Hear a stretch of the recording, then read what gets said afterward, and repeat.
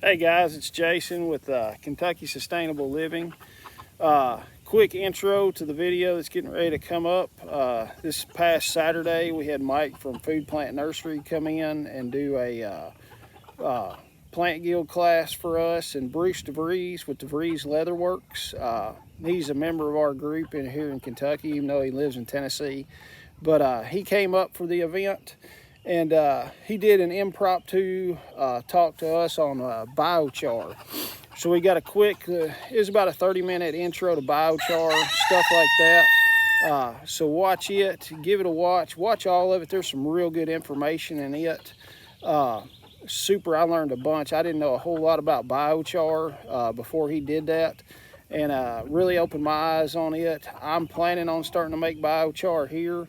So that's just another avenue where you can add a lot of life to your soil, but he explains it a lot better. So guys, if you like this video, like and subscribe, share it out, get the word out, get a bunch of people to watch it. Also, don't forget KentuckySustainableLiving.com. That's the website for our event. Lots of good stuff going on. Get on there, look at Chuck Peoples' medical class that he's going to offer. He's got a Friday class and a Sunday class. Got that, and then also Eric Porterhouse and Teal. I've actually got his shirt on today. He's got shirts. Homesteading is not harmful content. Order you one of those shirts. But Eric is going to be doing a plant guild class Friday also. Go on the website, sign up for those. You can look at the description. But take that, look at it, like and subscribe, and I will show you the video now. Thanks. Introduce him. Introduce yourself, Bruce. Say again? Introduce yourself, Bruce. Okay. Bruce DeVries. I live about 20 miles north of Nashville, so we consider y'all up here Yankees since you're far north. But, so we lived right at the edge of Nashville for a pretty good while, and we moved out north, and we're just north of Nashville. White House, Cross Plains, if any of you are familiar with that area there. So we actually moved on to they sold out a lot of the old homestead around us, and so we've got some neighbors that are within a few hundred yards, but it's still pretty rural. And as far as we know, all they did was just wear the place out. They had cows and row cropped, and so when we got there, I told somebody this morning, our front yard had probably a 5-gallon bucket full of topsoil. The rest of it was clay and rock. So we've been trying to build that up. I help another guy, and we hay farm. Horse hay, basically. Try to get horse hay made, about 90 acres of that, and then take care of another farm for him up outside of Mumfordville. So we stay pretty busy back and forth, a lot of road time there. I guess by now we've probably got a little over a half to 3/4 of an acre of row. We call it row gardening. We garden with a tractor. So I'd like to be able to garden with a broad fork, but that doesn't work where I live. So we just do the best we can. We're trying to back off of the tilling and just disc what we have now. And so, but anyway, that's what we do. I've got a leather shop there, and we've been doing biochar. Started biochar last year. Well, we've been doing it for quite a while, but we just broadcasting it in our garden and then covering that with manure and letting it set over the winter. That's where we started. But my pastures were pretty depleted. We had horses. So I started trying to figure out a way to do something a little bit different and get those pastures back up. And so we don't have any grazing stock this year. All of our pastures are going to be just growing whatever grows, and keep them mowed down. Try to keep the weeds. Half of it I've mowed consistently, and the weeds are just about gone in that area, and half of it was overgrazed by us, and so we're trying to get that back in shape. So I've upped my production this year, and I guess so far this year I've probably made 20 yards of charcoal, and it's in process now, being charged in my compost piles, and those basically are horse manure, composted horse manure that's a year old, chips, charcoal, hay, straw, chips, charcoal, just layered it up, and so that's what we're doing. But the charcoal, I can tell you a whole lot of stuff about it. I'd like to answer questions first, and then we can, if there's something that you want, hopefully I know it. Hopefully I've got a good answer. So biochar, you're just burning brush and add it to your compost? Is that Okay, it? that's a great question. That's a great place to start. All charcoal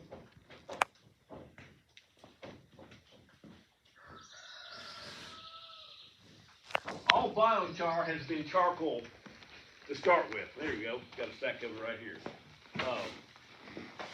But not all charcoal is biochar. It really has to be inoculated or charged or infused. It kind of depends on, if you don't mind getting your hands dirty, you can pass that around. This is something I made.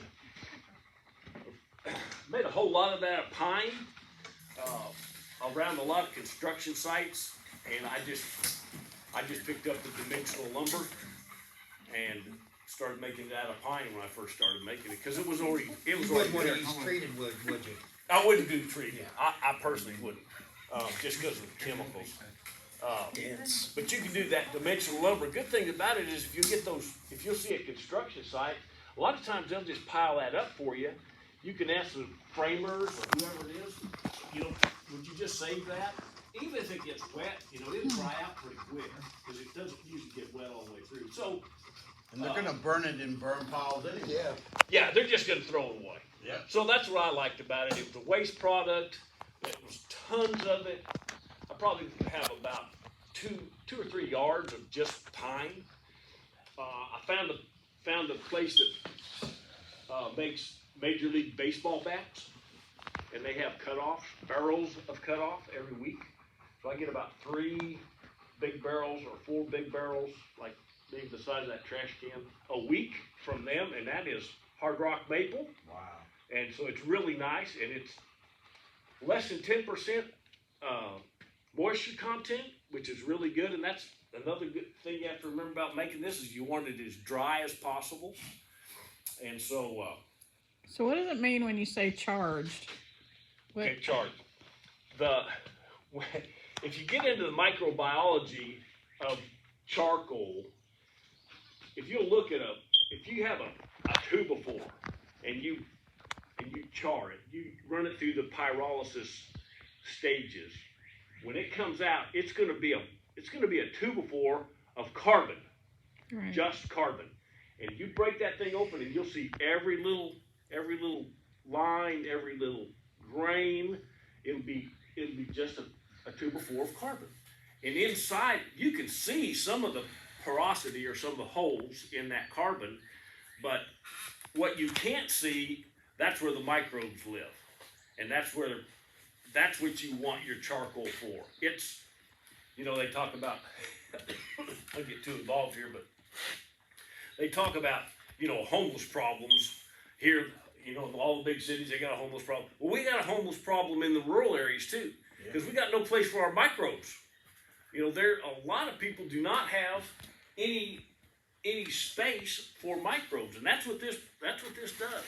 If you'll take an electron microscope and you look into this, you'll see that there are, and they have to magnify it 100 times just to be able to see, most of the microbes that, or 1,000 times rather, just to be able to see a microbe that would live in the little tiny holes that are in this charcoal. So that's what this does. It gives your microbes whatever microbes you're putting in there, you know, if it's through your compost pile, maybe you've got compost tea and you're gonna take a sack of this, crush it up, and just use your tea, your J-Dam, your EM1, 2, 3, how many EM1s there are. But you put those microbes in there, and then you put it into your soil. Now they have a place to live. Not only that, but it will absorb moisture and hold it. Microbes don't eat charcoal, so it's not going away. It's going to be there. They say thousands of years. Well, if it's a couple of hundred, that's good enough for me, because I'm not going to be around then. So it lasts a long time. It holds the moisture. It gives your microbes a place to live. And then when you have stress conditions, like way too much water or not enough, and we're in a drought, that water that the charcoal has absorbed, now your microbes have a place to come in and get, because they're not gonna live in dry soil. They can't exist in there, not for very long. They've got to have some moisture. And so that gives them a place to come in out of the stress, wherever it is. So essentially you got a carbon sponge, right? A carbon sponge? But yeah. And I'll tell you, I use these half barrels, and I'd fill them completely full before I quench them. And when I quench them, I use pond water, because it's already got loads of microbes in there. Right. And so when I do that, sometimes you've got a pollywog or a bluegill in there. I just leave them. You know, I'm not going to rescue them out of a steam bath. My wife kind of gets aggravated at me, but so all the microbes that are in that pond, from the manure, from the fish, from the dead leaves. I mean, that pond, the edge of that pond has got a lot of life in it. So I don't use chlorinated water. Rainwater would be great. A lot of times, if you don't have access to that, you could put 4 or 5 buckets out there and let it set for a while, and let the chlorine get out of it. That's a pretty good way. So the same reason that, like, I feed biochar to my pigs, so the same reason that I feed it to my pigs is why it's good for my soil, right? Exactly. Is that what you're saying? Okay. It's good for their guts. Yeah, it gives them there's all kinds of minerals in it for pigs and everything. Yeah, and they won't totally digest it. Mm-mm. So when it comes out, it's already well on its way to be fertilized. Yeah. Inoculated. Yeah. So if it's not charged, it may pull nutrient out of the soil, so that's why you want to pre-charge it. Right. Right. Right. And it will. Yeah. It's going to absorb some, and it really depends. Nobody knows. I mean, they've done control. If you did an experiment, you'd have to have the exact same soil, the exact same charcoal, the exact same conditions. I mean, so a lot of it's speculation, but it will absorb those nutrients out of your soil. So, and it may be the next year before you recover that. But the point is, try to have it as charged as possible before you put it next to your plants, because they will begin to have an exchange with those microbes. Your plants are going to talk to your microbes are going to give them what they need, and it's a symbiotic relationship like no other. I mean, so it's the best thing that I've seen or has come into my farming life since I started composting. I think it's something that it's free. Anybody can do it. There's nobody in this room that can't make charcoal. If you don't have all you gotta do is dig a hole. Yeah, fire pit. If you got a match, fireplace. You don't have to have a lot of fancy stuff. Nobody ought to burn brush piles anymore, in my opinion, unless they burn them from the top down and Okay, how many are you burning brush piles? I got one burning at the house right now. Right now. And there's gonna be some charcoal in there, Yeah. that you could use, or. I've restacked it 3 times. It's all ash. Yeah, I got you. Okay. Well, So when you get to the charcoal stage, do we just take that out and add it to our compost pile you can. and just keep doing it that way and building soil like that? Yep. Okay. You don't have to do anything. If you just add it to your compost, I was talking to Jason a minute ago, and he's just gonna. I think he's gonna throw some in his chicken house. When he cleans his chicken house, it's already gonna be on its way to being inoculated. We have stall That's a horses. great idea. Yeah. Throw that, if you ever had stall horses, there's a place right in the center where they urinate, and it's usually got a little dip there. We throw some in there. So when we strip the stalls, we clean the stalls every day. We don't get a whole lot of charcoal out of there. But when we strip the stalls, that charcoal's already on its way. Chickens will eat it. I crush some up, throw a shovelful in there every so often. It's gone in a week. Yeah, it's good for them too. It's good for them, and it is a cure for coccidiosis. If Wow. you have coccidiosis in your What about with rabbits? flock, What about with rabbits? I don't know, Okay. but I know it'll absolutely knock coccidiosis out of your And the chickens. Okay. because That's good to and I don't know. know all the medical stuff that happens in there, but it'll and that's something that if you have a big flock, I mean, it can run through your chickens. And That kind of makes sense though, because I mean, charcoal will absorb moisture and all that stuff. I mean, that makes sense that works. yeah, every ER has charcoal. Yeah, for poison. Yeah. They have those dope heads come in there and they'll put charcoal and one thing or another. So. But, and you can, like I say, you can do it. I just take a drum, I build a hardwood fire in the bottom, I try to get it kind of spread out, and I'll put whatever material you have. That's the best material. What you've got at your place, that's the best. So I'll start out with a little smaller stuff, and as I come up, I'll put bigger. But as soon as it looks like it's ashen, and I try to keep it pretty level and pretty even, as soon as it looks like it's pretty well covered with ash all the way around, I'll put some more on top. And I'll just keep doing that until that barrel is completely full. Now, one thing that really helps, I keep a leaf blower close by, because sometimes when I get I kind of overdo my putting stuff in, and it wants to smoke like crazy. And I don't care about the smoke. I heat my house with wood. So if I was worried about smoke, I would, I'd get an electric heater. So I don't care about all that. Some go, we have to burn clean. Well, I won't get into too much of that. Yeah, I don't think So we I care. put that leaf blower in there, and about 30 seconds with that leaf blower, and I got flame, and it's clean burn. So that kind of helps, if you have.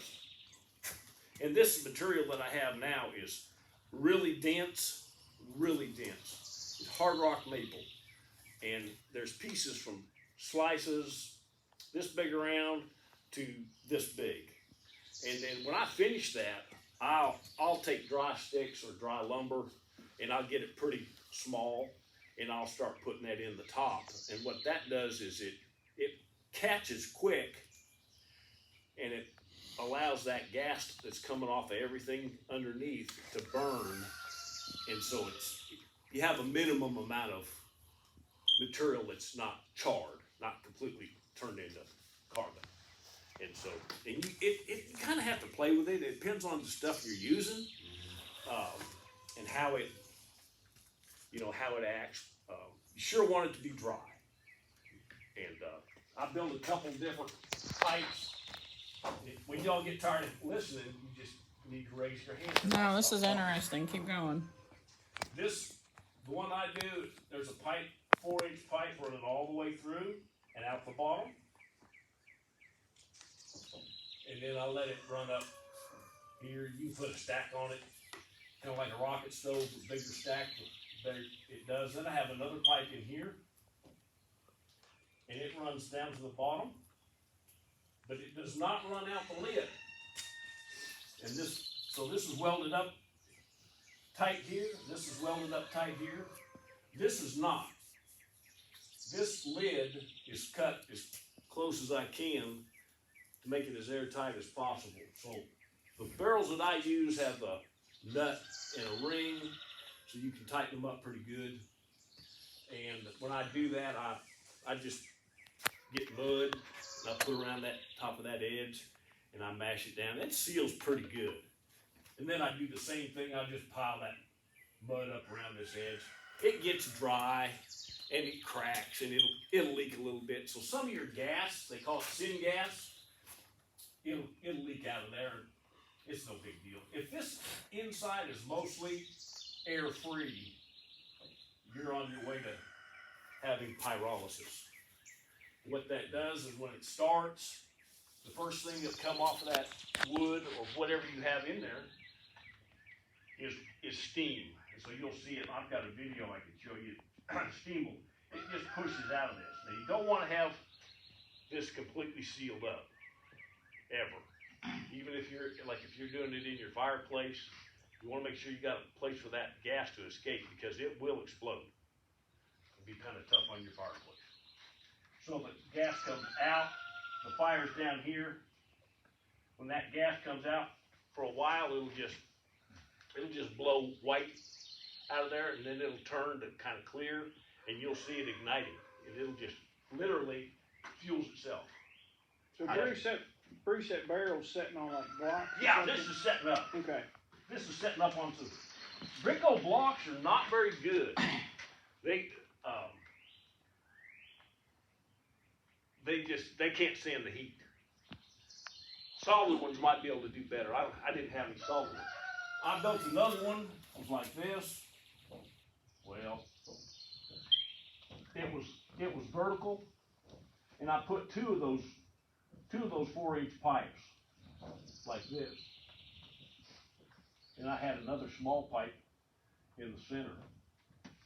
And I had all the material like that. And this worked a whole lot better because I had the heat distributed completely the length of the barrel, and I had the heat coming up through those 4-inch pipes as well. So this was just my idea and an experiment. These are real common everywhere but the U.S. The Thai people, they have this type.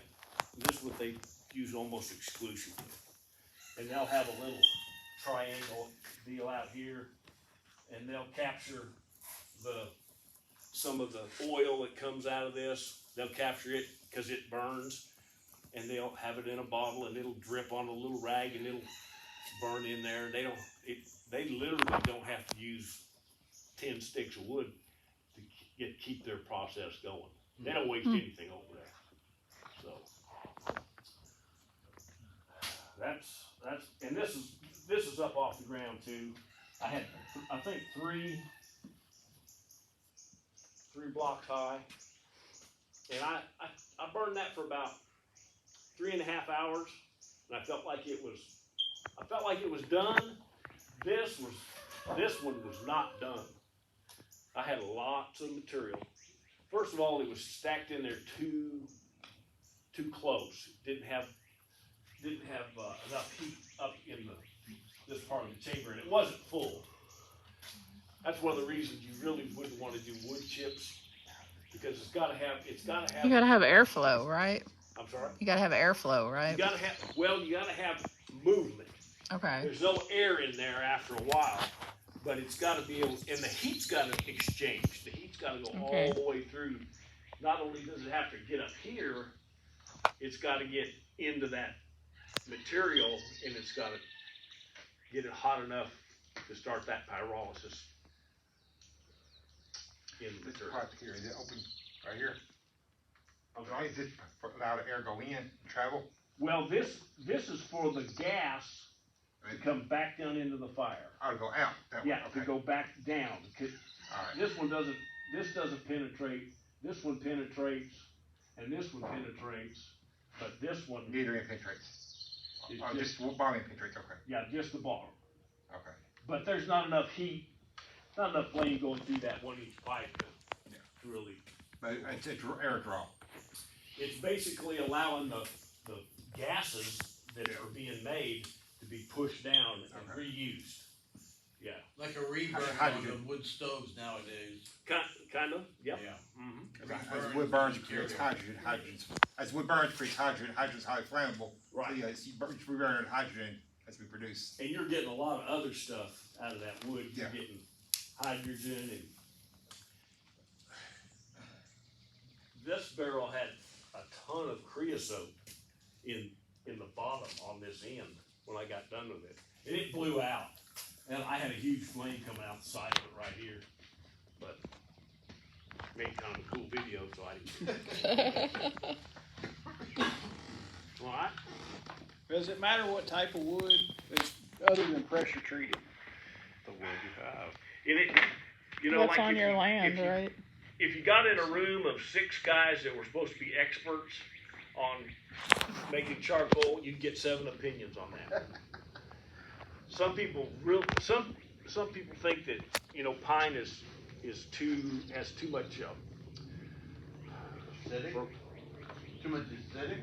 yeah, it is pretty acidic, but it also has a lot of tars. Yeah. So that's kind of, some people think that's an issue. Some people, and the people that burn and make bamboo, they say bamboo, you know, that's the best. But, you know, I can't imagine that I'm gonna, whatever I have that's free, that's what I'm gonna use. Yeah. And if it's leftover firewood that, you know, got a little bit pulpy, I just throw it in there and make charcoal out of it. Yeah. We used to be, you know, my wife, she takes care of the yard, and we got the nicest yard on the block, whatever a block is where we live. But oak sticks bother her. She doesn't want any sticks in the yard. And I said, well, just mow over them. So, you know, sticks were a problem, but not anymore, because what are those sticks to me? Charcoal. Yeah. And I put that charcoal in my compost pile, and I put it in my garden, and that's one more thing that I don't have to rely on somebody else for. I don't have to buy, you know, I know, and you know, science has kind of got a bad black eye here the last couple of years, but there is some science that is really good. And you can also make gunpowder with this technique. Yeah. Yeah. And you know, a lot of bushcraft people, they'll take cloth and they'll put it in a little tin, and they'll make charcoal, and it'll start a fire in a heartbeat. When I was at SRF, I made some in 40 minutes. I made some in a little Altoids kind of a box. Yeah. I made it in 40 minutes sitting right there with an alcohol burner. I had bone, cloth, wood, cotton, and every bit of it turned to charcoal in 40 minutes. So, it can be done. Anybody can do it, and everybody should. That's the way I feel about it. Will it hurt to do those cedar trees that I've been cutting down? Nope. Cedar'd be great. I would It just think needs that to be dry. I would think that just like with compost, the best compost you can have is the stuff that you make on your property. So if Right. you're using stuff on your property, it's already designed for your land. Yeah. I hate waste. You know, ask my kids, they'll tell you. I'm almost manic about waste. Like leaving lights on and stuff like that, you know. But it's just use your waste. Use what you're gonna throw away anyway. Right. You know, and make something that's gonna last a really long, not only be beneficial, but last a really long time. I don't crush mine as small as a lot of people. Some people crush theirs down to powder, and I want to see mine when I open up my compost pile. It can be crushed up later, and I don't know what's more efficient, you know, to have it pea size or, you know, smaller. What you're doing works, don't it? I'm sorry. What you're doing is working for you. Yeah, it seems to be. I mean, and I'm in the process of making a crusher right now from an old feed mill head. So I'm gonna I've been doing it by hand, but I got tennis elbow out of running my pipe down. I thought, man, if I'm gonna do this much, I gotta do something different. So I'm in the process of making a grinder. Smaller could be better, but maybe give you more surface area. Maybe the smaller possibly breaking. Yeah, different- and that's the argument is that the smaller it is, the more surface area you'll have, and there's wild, in a square inch of charcoal, there's enough surface area, the same surface area as a football field, claims like that, and there may be, I don't know, I don't know, but there's a lot, and there's a place for your microbes to live in there, and so Is the numbers true? Like it holds 7 times the weight of like water. It has volume of 7 times. I don't know about that. I was going to tell you a minute ago, and I went off on some other deal. When I make those half barrels, I stop them completely full, and then I completely fill the barrel with water. And in 2 days, maybe 2 to 3 days, it's down 6 inches. That means that I've lost right at 20% in mass and volume of the water. It's gone into the charcoal. I know it didn't leak out because it's watertight. So it's 20% for sure, and maybe more. And I think your type of your charcoal has a lot to do with that. The more porosity you have in there, the more holes there are, the more opportunity your water has to be absorbed. And I like the bigger chunks because it doesn't blow away, it doesn't wash away as easy. You got to kind of protect it, to some extent, until you get it incorporated into your soil and get it down underneath. Otherwise, it will run off. It's light. I mean, it's super light. And Eric has a couple of good videos on that exact thing. He weighs his. He's kind of a scientist. And he weighed some ahead of time and then weighed it after. I don't remember what the number was. It was really good, really informative. Not that technical. So Eric's pretty good on that. So okay. All right. Good job. Thanks, Bruce. All right. Yeah, thanks, Bruce. Yeah.